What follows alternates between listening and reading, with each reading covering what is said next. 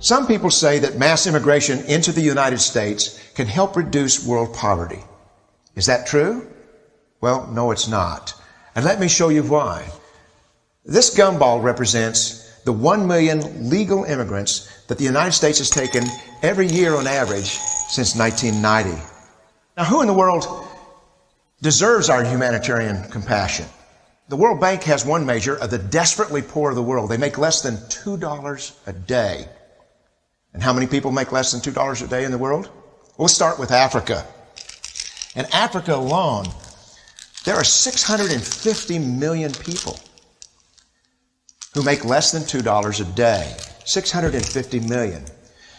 And in India, another 890 million people, desperately poor. China adds another 480 million people, making less than $2 a day. And unfortunately, the rest of Asia has a heartbreaking 810 million people who the World Bank says make less than $2 a day.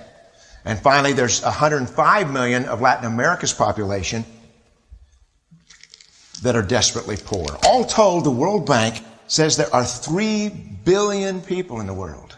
3 billion people who are desperately poor, making less than $2 a day. That's 3,000 gumballs. And every year, we take 1 million and suggest that we've somehow made a humanitarian difference. Of course, we don't pull our immigrants from these desperately poor populations, do we? These people are too poor, too sick, too disconnected to make it here as immigrants. We tend to pull our immigrants out of the better off poor of the world. And Mexico tends to define the type of immigrant that we bring here because the plurality of people come from Mexico. And Mexico is poor. How many people in the world live in countries that have average incomes lower than that of Mexico? And the World Bank tells us that that number is these 3 billion plus another 2.6 billion people. 5.6 billion people in the world who live in countries with average incomes below that of Mexico. That's 5,600 gumballs. And so what is it that the elites are telling us? They're telling us that when we take this 1 million immigrants, that we somehow or another are tackling world poverty. And we have to do it regardless of the effect on our unemployed, the working poor, the most vulnerable members of our society, regardless of the effect on our natural resources. Even if we went by the most radical proposals in Washington, which are to actually double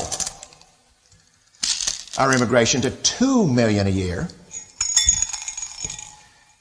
which would totally overwhelm our physical, natural, and social infrastructures, we couldn't make a noticeable difference. And we may be really hurting the impoverished people of the world because the million that we do take are among the most energetic, often the better educated, certainly the most dissatisfied people that if they did not immigrate would be the agents for change to improve the lot of all the people in these countries.